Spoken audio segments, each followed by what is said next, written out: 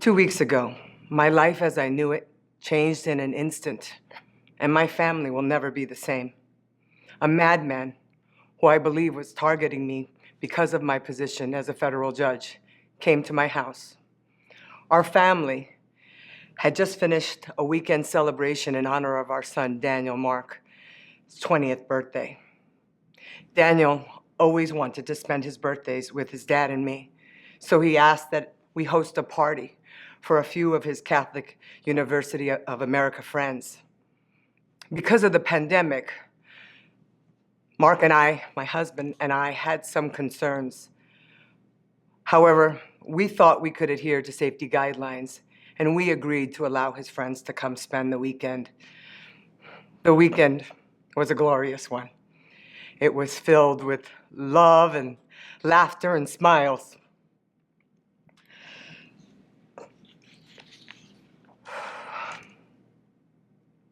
As Daniel's last friend departed on Sunday, we decided we'd give Daniel a pass on his usher duties. When Mark and I returned from church, Daniel was upstairs sleeping, and we decided to give him a little rest. But as the afternoon progressed, it was time to clean up from the weekend festivities. Daniel and I went downstairs to the basement, and we were chatting, as we always do. And Daniel said, "Mom, let's keep talking." "I love talking to you, Mom." And it was at that exact moment that the doorbell rang. And Daniel looked at me and said, "Who is that?" And before I could say a word, he sprinted upstairs. Within seconds, I heard the sound of bullets and someone screaming, "No!" I later learned that this monster, who had a FedEx package in his hand, opened fire. But Daniel, being Daniel, protected his father, and he took the shooter's first bullet directly to the chest. The monster then turned his attention to my husband and began to shoot at my husband, one shot after another. Mark was shot 3 times.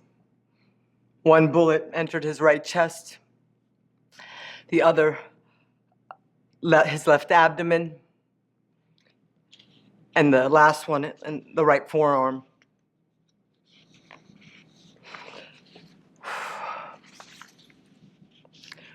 While my husband is still in the hospital, recovering from his multiple surgeries, we are living every parent's worst nightmare, making preparations to bury our only child, Daniel.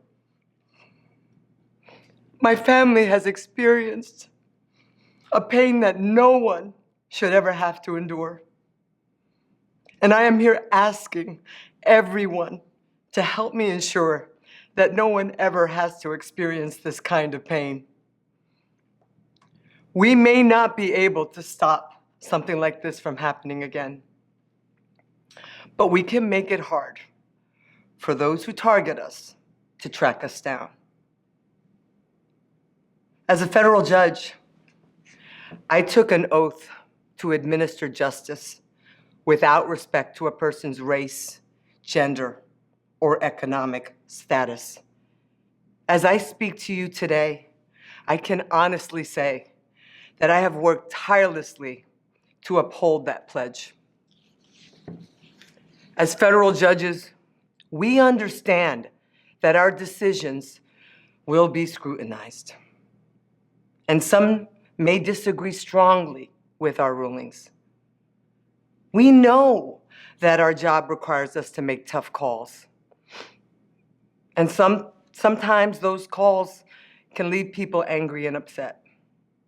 That comes with the territory, and we accept that.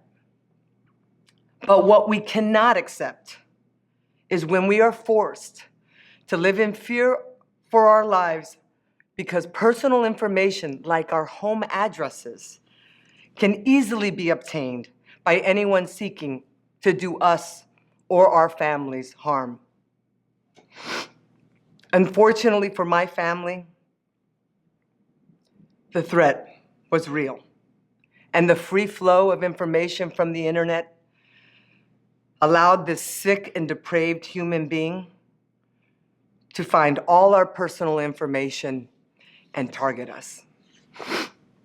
Currently, federal judges' addresses and other information is readily available on the internet. In addition, there are companies that will sell your personal details that can be leveraged for nefarious purposes. In my case, the monster knew where I lived and what church we attended, and had a complete dossier on me and my family. At the moment, there is nothing we can do to stop it, and that is unacceptable. My son's death cannot be in vain, which is why I am begging those in power to do something to help my brothers and sisters on the bench. Now, more than ever, we need to identify a solution that keeps the lives of federal judges private. I know this is a complicated issue, and I don't pretend to know or have all the answers. But together we can find a way. Let's commence a national dialogue. Let's work collaboratively to find a solution that will safeguard the privacy of federal judges. Let me be clear and tell you firsthand, this is a matter of life and death. And we can't just sit back and wait for another tragedy to strike. Finally, I would be remiss if I failed to thank the people who have done their part to try to relieve a little bit of this unfathomable pain that we are experiencing. Mark and I want to express our heartfelt appreciation to all the first responders, to the doctors, including but not limited to Doctors Choran, Flippin, Gupta, Littlejohn, the countless nurses, too many to name, but you know we love you. Staff and leadership at Robert Wood Johnson University Hospital, who have helped to treat Mark and me over the last 2 weeks. Thank you to all law enforcement agencies, federal, local, and state, of course. I know I spoke with many of you last week, and you prefer to remain nameless. But I need you to know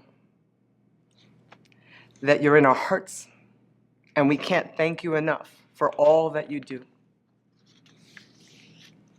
And to everyone who reached out, and to everyone who said a prayer, and to everyone who is keeping my family in your thoughts, thank you. The outpouring of love has been overwhelming, and I can tell you that it has lifted us during our darkest hours. I just want to say thank you to you all, and I love you.